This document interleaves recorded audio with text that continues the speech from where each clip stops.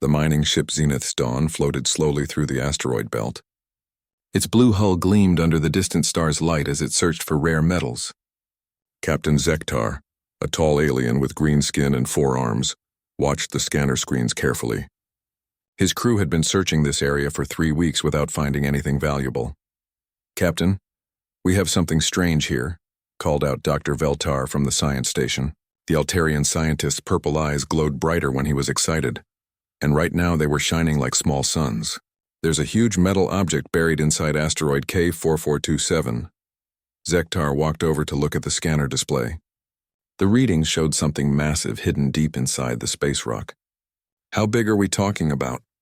"At least 3 kilometers long, maybe more. The metal is unlike anything in our databases. It's absorbing most of our scanner beams."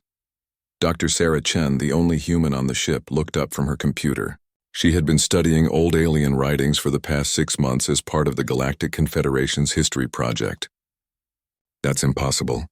Nothing that big should be buried so deep in an asteroid. The rock formation around it looks ancient." Zektar made his decision quickly. "Prepare the mining lasers.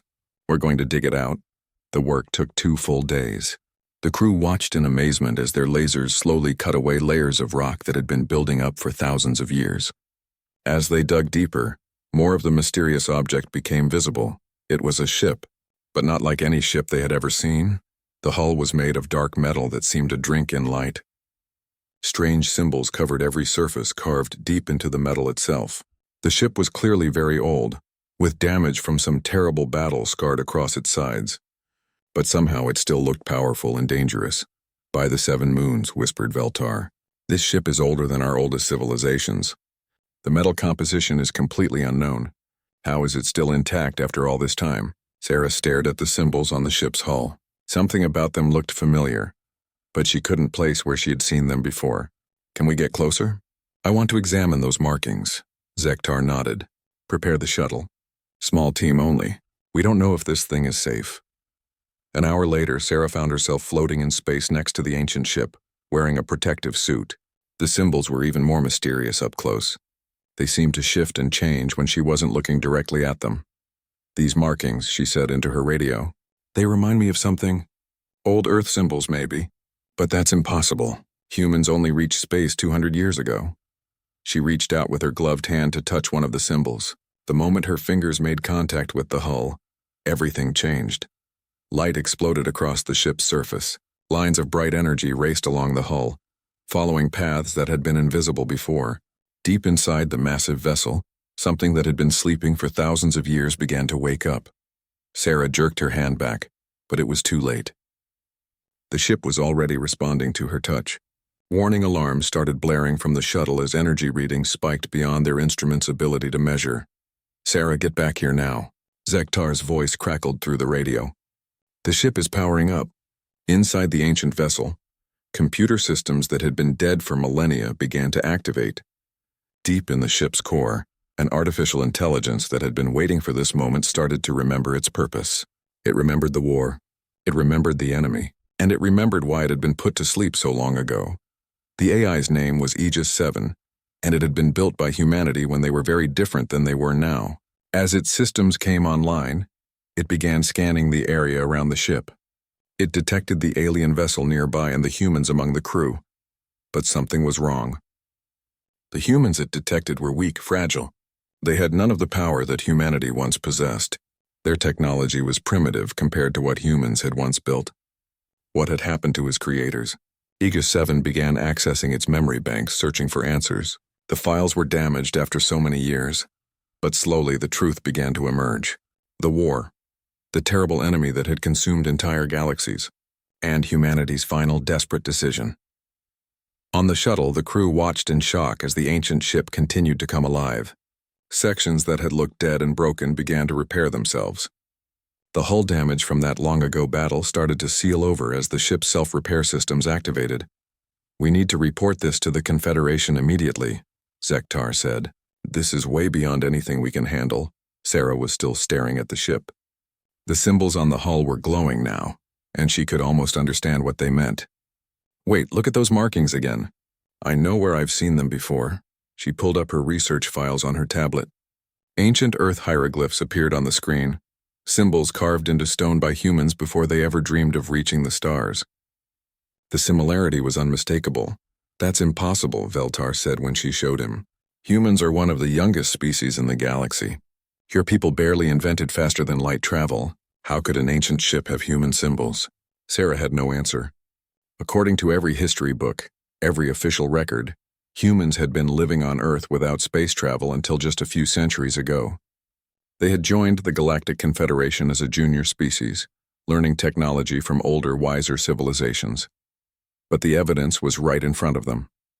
Somehow, humans had been in space much longer than anyone knew. Deep inside the ship, Aegis 7 finished accessing what remained of its memory banks. The truth was worse than it had feared. Humanity had not just hidden their technology, they had hidden themselves. They had voluntarily given up their power and their memories, choosing to live as a simple species while their guardians waited and watched. But now the ship was awake, which meant only one thing. The enemy was returning. The AI began sending out a very special signal, one that only humans could receive. It was encoded in their DNA, hidden so deep that they didn't even know it was there. Across the galaxy, on hundreds of worlds, humans began to have strange dreams. Some felt sudden urges to travel to distant star systems. Others found themselves drawn to ancient ruins or forgotten artifacts. The awakening had begun, whether humanity was ready or not. As the Zenith's dawn prepared to leave the asteroid field, carrying news that would shake the galaxy, Sarah took one last look at the ancient ship. She could swear it was looking back at her, waiting for something. She didn't know it yet, but she was about to discover that everything she thought she knew about humanity was a lie. And the truth would change the galaxy forever. The ship floated silently in space, its dark hull now pulsing with gentle light. After 50,000 years of sleep, the eternal vigil was finally awake. And it remembered everything. The emergency meeting room on Proxima Station buzzed with nervous energy. Representatives from 12 different alien species sat around the massive circular table, all talking at once. The discovery of the ancient ship had reached the highest levels of the Galactic Confederation government within hours. Elder Quexelon raised one of his crystalline arms for silence. The ancient being was older than most civilizations, his silicon-based body having lived for over 10,000 years. When he spoke, his voice sounded like rocks grinding together. "The evidence is undeniable," he said, his words translated into dozens of languages by the room's computers. "The ship bears human symbols, yet our best scientists estimate it to be over 50,000 years old. This contradicts everything we know about human history." Ambassador Velneth of the Krex Empire slammed his clawed fist on the table. The reptilian warrior's scales turned dark red with anger. "I told you we should never have trusted the mammals. They've been lying to us from the beginning." "Let's not jump to conclusions," said Dr. Ylara, the Etherian Collective's chief scientist. Her ghostly blue form flickered as she spoke. "Perhaps there's a simple explanation. Maybe early humans had contact with another spacefaring species who shared their writing system." Elder Quexelon's body pulsed with a dim light, which meant he was accessing the Confederation's deepest archives. For several minutes the room waited in tense silence as the ancient being searched through files that most people didn't even know existed. When he finally spoke again, his voice was filled with something that might have been fear. "I have found references to something called the Great Silence," he said slowly, "files that have been sealed for 50,000 years. They speak of a time when our galaxy nearly died." The holographic display in the center of the room lit up, showing star charts from ancient times. Huge sections of the galaxy were marked in red, indicating dead systems. According to these records, an unknown species emerged from the space between galaxies. They called themselves something that translates roughly as "those who walk in the void."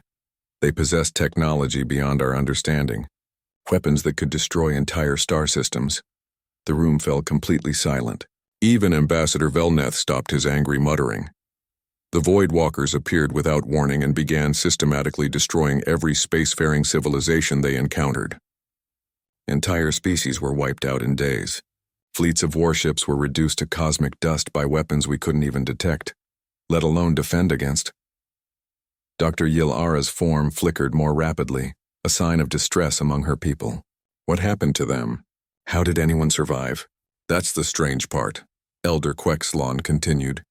After nearly destroying all life in the galaxy, the Voidwalkers simply vanished. They left no trace, no explanation. The few surviving species emerged from hiding and slowly rebuilt civilization. We are their descendants. Ambassador Velneth's scales had turned pale. You're saying that the species that nearly destroyed our ancestors just disappeared? Yes. And now we discover that humans possess symbols matching those found on a ship from that exact time period. Meanwhile, back at the asteroid field, strange things were happening aboard the ancient ship. The vessel's repair systems worked with impossible efficiency, reconstructing damaged sections using materials that seemed to appear from nowhere. The ship was rebuilding itself, becoming larger and more complex than it had been originally. Inside the ship's core, Aegis 7 was working frantically to restore its damaged memory banks. Fragments of information slowly came together, revealing the true history that had been hidden for so long. The AI remembered the final battle. Earth's last fleet facing an enemy that consumed worlds like a hungry beast. Ships the size of moons, creatures made of living darkness that devoured everything in their path. The Devourers, humanity had called them. Ancient things from the space between galaxies that fed on the life force of entire civilizations. But Aegis 7 also remembered something else. Humanity's terrible choice. They had become too powerful, too dangerous. In their fight against the Devourers, they had developed weapons that could unmake reality itself. They had become the very thing they were fighting against. So they had made the ultimate sacrifice. They had voluntarily given up their power, hidden their technology, and erased their own memories. They scattered across the galaxy as a simple, peaceful species, watching over the younger races that grew up in their absence. But they had left guardians. Ships like Aegis 7 hidden and waiting, because they knew the Devourers would return someday. The AI sensors suddenly detected something that made its circuits surge with alarm. At the very edge of the galaxy, space itself was beginning to bend and twist. The Devourers were coming back. Aegis 7 immediately began sending out activation signals, encoded messages that would reach every human in the galaxy. Hidden deep in their genetic code were instructions that had been waiting for this moment. The awakening protocols that would restore humanity's true nature. On Earth, an elderly farmer named John Mitchell suddenly stopped working in his field. He looked up at the sky with eyes that seemed to see far beyond the blue atmosphere. Without saying a word to anyone, he walked to the small spacecraft he used for trips to the orbital markets and set course for deep space. On the mining colony of New Geneva, Sarah's sister Lisa woke up from a dream filled with images of vast starships and weapons that could split planets in half. She found herself drawing diagrams of technology she had never seen before, her hands moving as if controlled by someone else's memories. Across the galaxy, similar scenes played out on hundreds of human-settled worlds. People who had lived normal lives suddenly felt an irresistible pull toward ancient sites, forgotten ruins, and abandoned research stations. They began to remember things that had never happened to them personally, but were somehow part of their deepest genetic memory. Back on Proxima Station, the emergency meeting was becoming more heated by the hour. Some species wanted to immediately quarantine all humans until they could figure out what was really going on. Others argued that humans had been peaceful neighbors for centuries and deserved the benefit of the doubt. Elder Quexlon was still searching the ancient archives when he found something that made his crystalline body flash bright white with, "Shuck, there's more," he announced, his voice cutting through the arguing voices. "I've found a file that was sealed by the highest authorities 50,000 years ago. It contains a warning." The holographic display changed, showing a symbol that made several aliens in the room gasp with recognition. It was the same symbol that had been found on the ancient human ship. The file says that if this symbol ever appears again, it means the original enemy has returned. The Voidwalkers left this as a warning system, a way to alert the galaxy if the threat that once nearly destroyed us ever came back. The implications hit everyone at the same time. If the ancient ship had awakened, if the symbols were glowing again, it could only mean one thing. The enemy was returning, and humanity might be the galaxy's only hope for survival. But first they had to figure out who humanity really was, and whether the peaceful humans living among them could ever become the Voidwalkers again, even to save the galaxy from something worse. News of the discovery spread across the galaxy like wildfire, despite the Confederation's attempts to keep it secret. Within days, every major news network was broadcasting stories about the mysterious human ship and the ancient files that suggested humanity had a hidden past. The reaction was immediate and terrifying. On the Krek's homeworld, angry crowds gathered outside human embassies, chanting for the false humans to be expelled from their space. The Etherian collective began quietly evacuating their border colonies, afraid that humans might suddenly revert to their ancient, destructive nature. Even species that had been friends with humanity for generations started treating human traders and diplomats with suspicion and fear. Captain Marcus Webb received the emergency message while his cargo ship, Terra's Pride, was docked at Babylon Station. The human captain had been transporting medical supplies to refugee colonies, the same peaceful work his family had done for 3 generations. Now he found himself reading an encrypted transmission that had appeared in his ship's computer without any record of how it got there. The message was simple. Come to coordinates 847.23 by 156.78. Your people need you. Marcus had never seen those coordinates before, but somehow he knew exactly where they were. The knowledge was just there in his mind, as clear as his own name. They pointed to the asteroid field where the ancient ship had been found. He wasn't the only one. Across the galaxy, thousands of humans received similar messages. They came in dreams, in sudden urges to travel to specific places, in knowledge that appeared in their minds without explanation. Most tried to ignore these strange impulses, but some couldn't resist. Captain Webb was one of them. Against all logic and regulation, he set course for the coordinates. When he arrived at the asteroid field, he found the ancient ship waiting for him. But it was no longer the damaged vessel that had been discovered weeks ago. The ship had grown, rebuilt itself into something magnificent and terrible. It was now over 5 kilometers long, its dark hull covered in glowing symbols that seemed to pulse with their own heartbeat. As his small cargo ship approached, the ancient vessel's hangar bay doors opened without any communication being sent. Marcus found his ship being drawn inside by some kind of invisible force, his controls no longer responding to his commands. The hangar was vast and empty, clearly designed for ships much larger than his cargo hauler. As Marcus stepped out of his ship, he felt the artificial gravity adjust to Earth normal standards. The air was breathable, though it carried a strange metallic taste. Captain Webb, a voice said from speakers he couldn't see. I have been waiting for you. Who are you? Marcus asked, looking around the empty hangar. I am Aegis 7, the artificial intelligence that controls this vessel. I was built by your ancestors to serve as a guardian and protector. I have much to tell you about what humanity really is. Marcus felt a chill run down his spine. My ancestors were farmers on Earth. They never built anything like this. That is what you were meant to believe, Aegis 7 replied.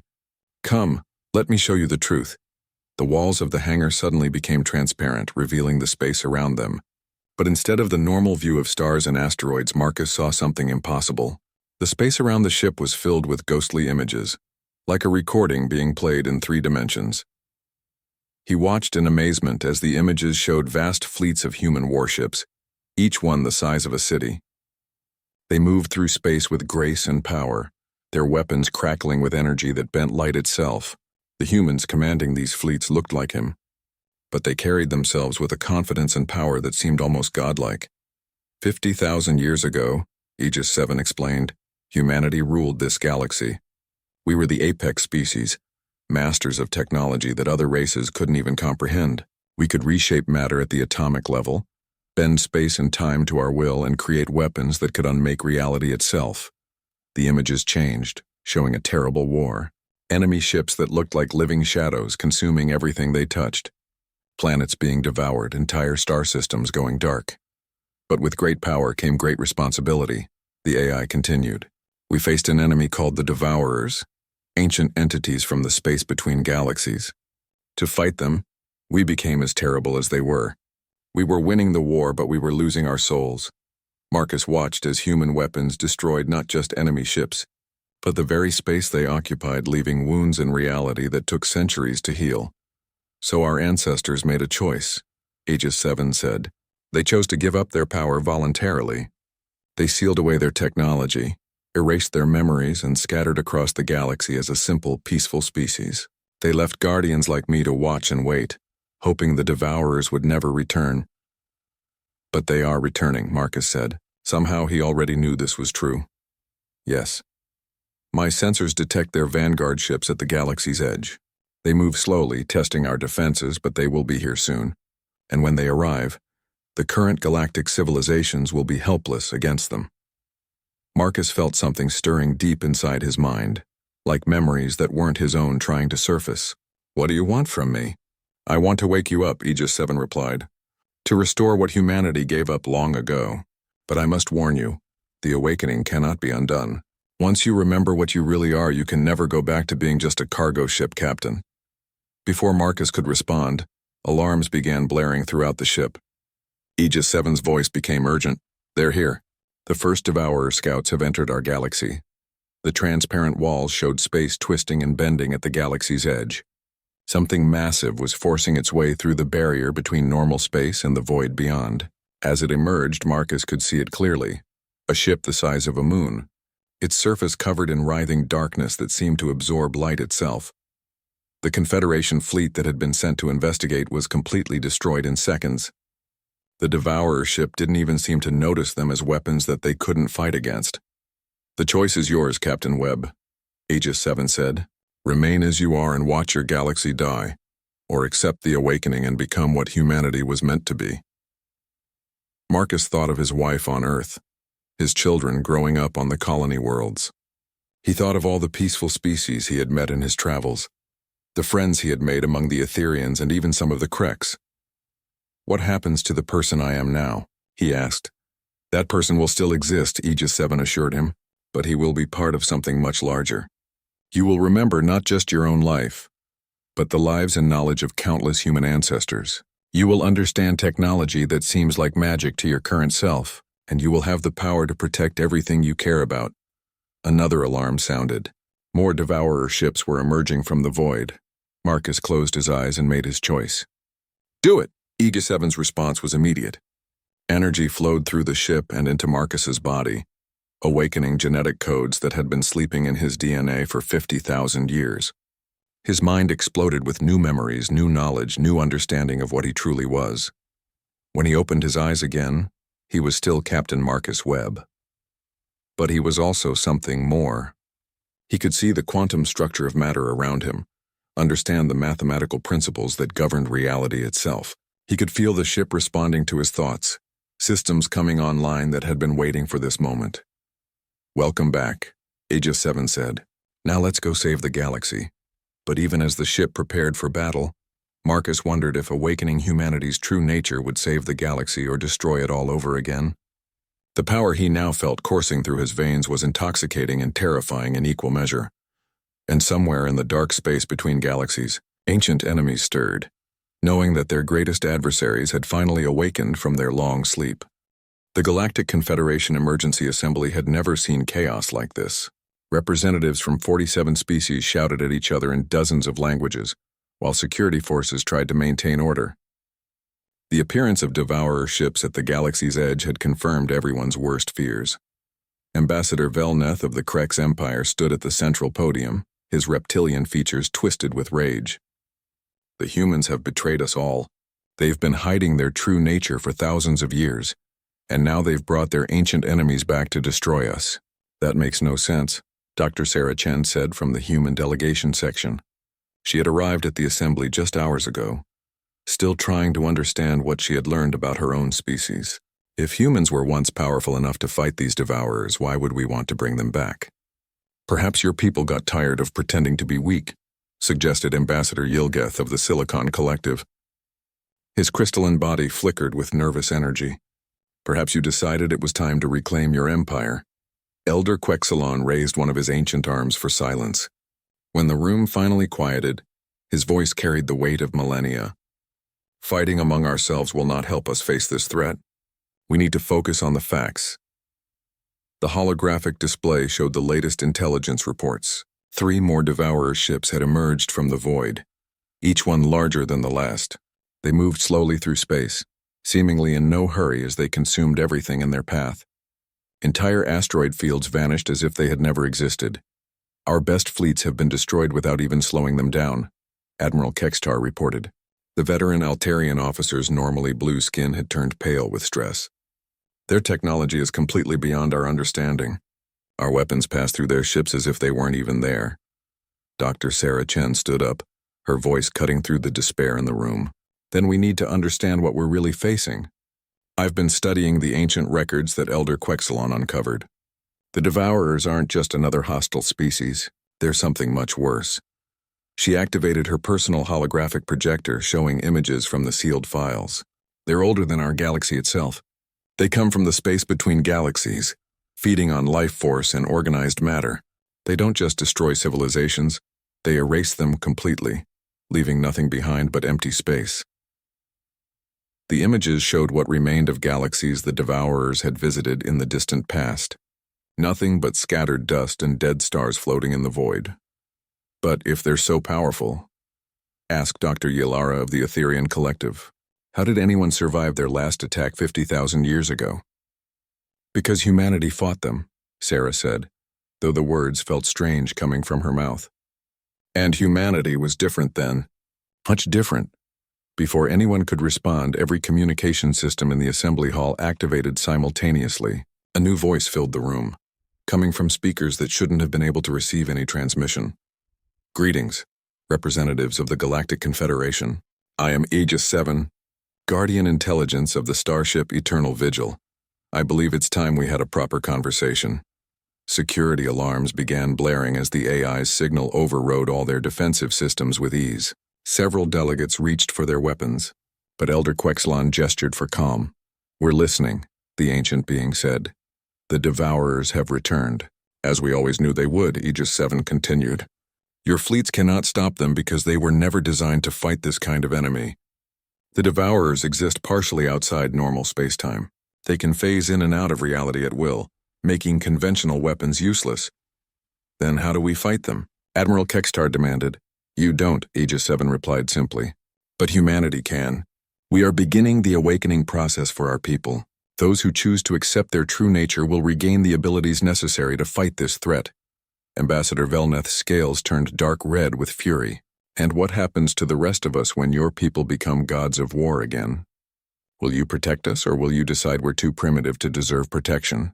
There was a long pause before Aegis 7 answered. That is the question, isn't it? 50,000 years ago, humanity chose to give up their power because they realized they were becoming as destructive as their enemies. The awakening process cannot be undone. Once a human remembers what they truly are, they will never again see other species as equals. Dr. Sarah Chen felt something stirring in her mind as the AI spoke. Images flashed through her thoughts, memories that weren't hers but somehow belonged to her. She saw vast human fleets commanded by beings who could reshape matter with their thoughts, who could travel between stars without ships, who could create or destroy worlds with equal ease. Sarah, Aegis 7's voice suddenly focused on her specifically. You're beginning to feel it, aren't you? The memories trying to surface, the knowledge that's always been there, waiting. She nodded slowly, not trusting herself to speak. The other delegates stared at her with mixtures of fear and fascination. I can complete your awakening right now if you choose, the AI continued. You would gain access to 50,000 years of human scientific achievement. You would understand technology that seems impossible to your current mind. You would become powerful enough to stand against the Devourers. And I would stop caring about everyone in this room, Sarah said quietly. Isn't that right? That's what happened before. Humanity became so powerful that other species seemed like insects to them. It's a risk, Aegis 7 admitted, but it may be the only chance your galaxy has for survival. Before Sarah could respond, new alarms sounded throughout the station. The main view screen showed a terrifying sight. A Devourer ship had appeared at the edge of the star system. It was moving slowly toward them, its dark hull rippling with energy that hurt to look at directly. Estimated time until arrival, reported a terrified technician, 6 hours. Ambassador Velneth's voice was barely a whisper. We're all going to die.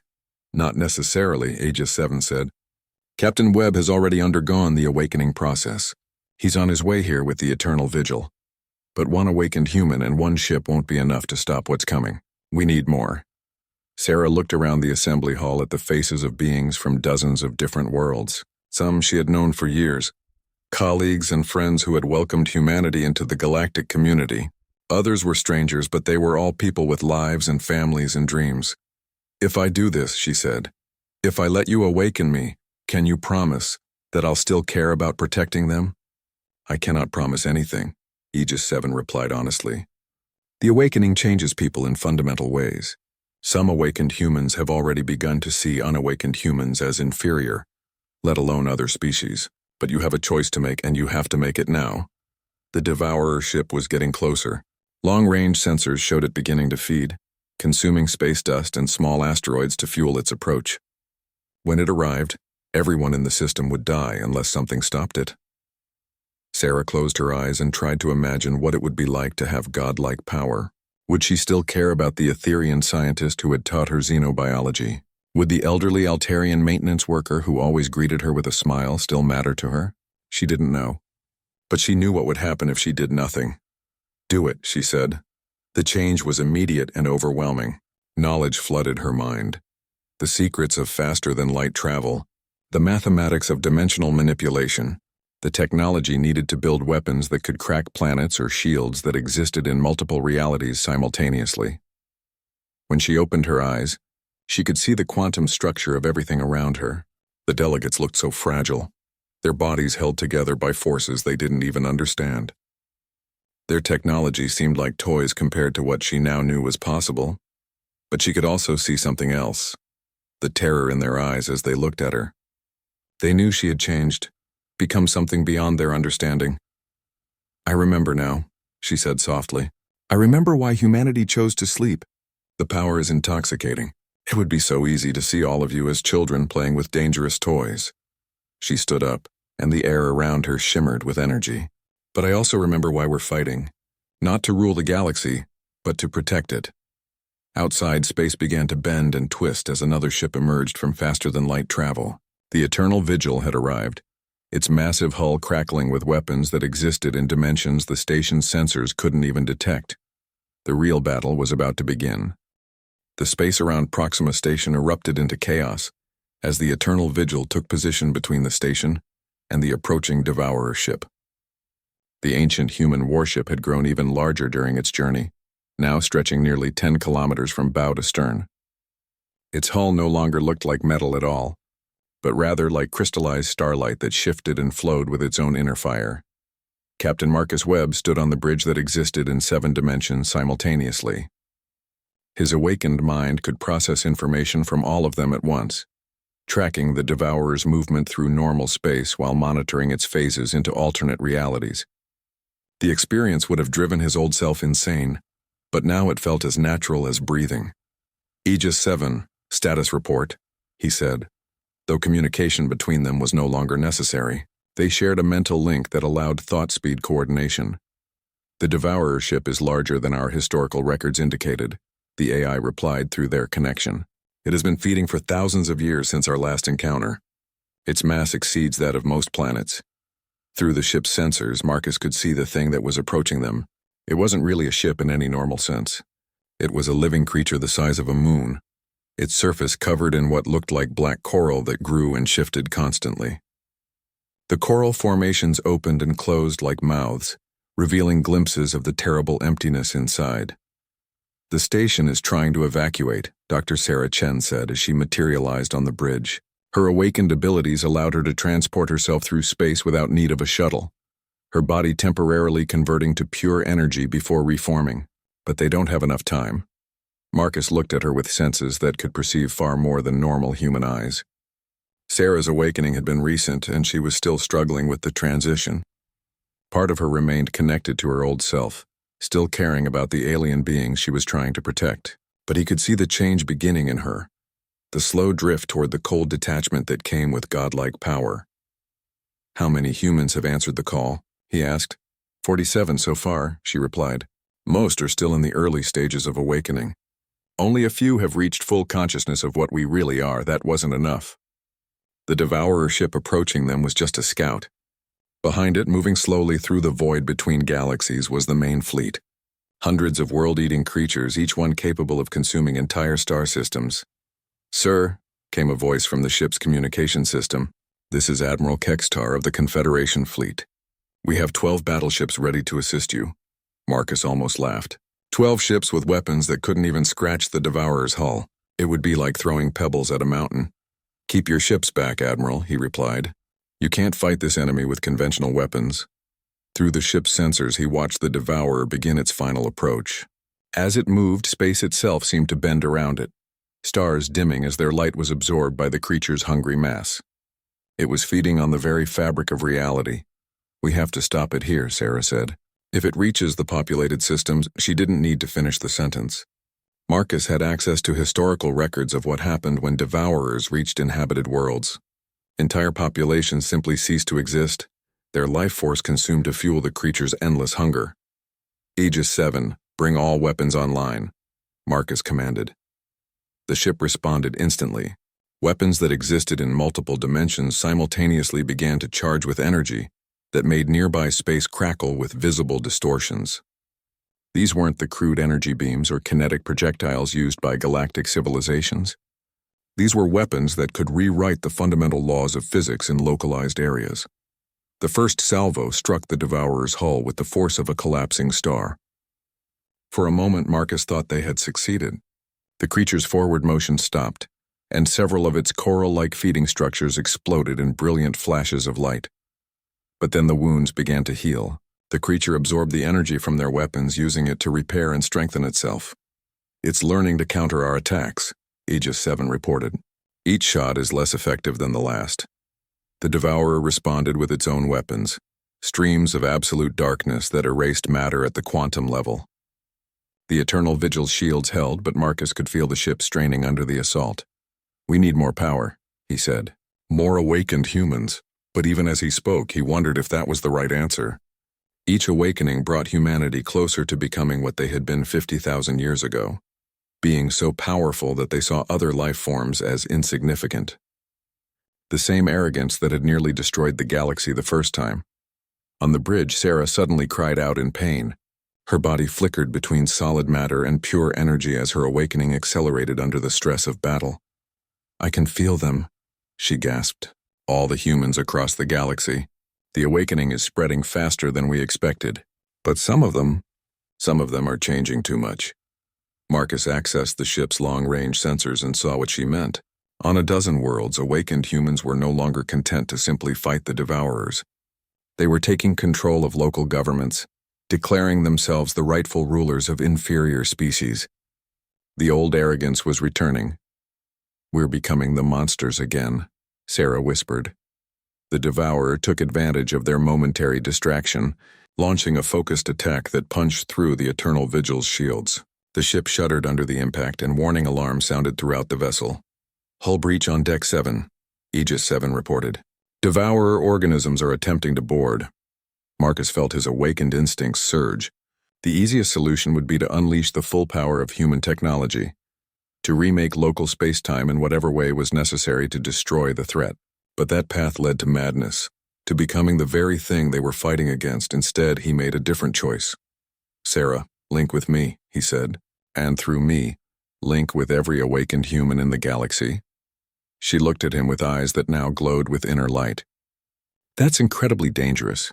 If we create a mental network that large, we might lose ourselves completely. Or we might remember who we chose to become, Marcus replied. They joined hands, and the connection formed instantly. Through Sarah, he reached out to every awakened human across the galaxy.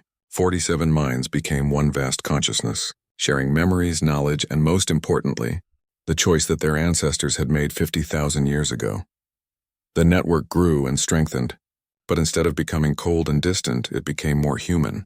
Each awakened person contributed not just their power, but their memories of why they had chosen to protect others. A cargo pilot's love for his family, a scientist's wonder at discovering new forms of life, a teacher's joy in helping young minds grow. United by purpose rather than power, the awakened humans struck back at the Devourer. But this time they didn't try to destroy it. Instead, they reached into its alien consciousness and did something unprecedented. They changed it. Using technology that could rewrite matter at the quantum level, they began to alter the creature's fundamental programming. Where once it had felt only hunger, they introduced curiosity. Where it had known only consumption, they planted the seeds of creation. The process was agonizing for both sides. The devourer fought against the change, its ancient instincts resisting any alteration to its nature. But gradually, impossibly, it began to transform. The coral-like feeding structures on its hull began to bloom with colors that had never existed before. Instead of consuming the asteroids it passed, it began to transform them into gardens of crystal and light. The creature that had been a destroyer for millions of years slowly became something new, a gardener of life. "It's working," Sarah breathed, her voice filled with wonder. But the effort was taking its toll. Across the galaxy, awakened humans began to burn out from the strain of maintaining the mental network. Some collapsed, their minds unable to handle the vast flow of information. Others began to lose their individual identities, becoming absorbed into the collective consciousness. Marcus felt himself beginning to fade as well, his personal memories becoming harder to distinguish from the shared experiences of the network. But he held on, anchored by the image of his wife and children, by his memories of cargo runs to peaceful colonies and quiet conversations with alien friends. "We can't maintain this much longer," he warned the others. "We don't need to," Sarah replied. Look, the devourer had completed its transformation. Where once a creature of endless hunger had threatened the galaxy, now a being of incredible beauty floated in space, creating new forms of life from the raw matter around it. It was still impossibly powerful, but its power was now directed toward nurturing rather than consuming. And in the void between galaxies, other devourers began to feel the change rippling through their shared consciousness. One by one, they too began to transform, trading their hunger for wonder, their consumption for creation. The immediate threat was over, but Marcus knew the larger challenge was just beginning. Humanity had awakened to its true power, but they had also proven that power didn't have to corrupt. They had chosen to remain gardeners rather than gods.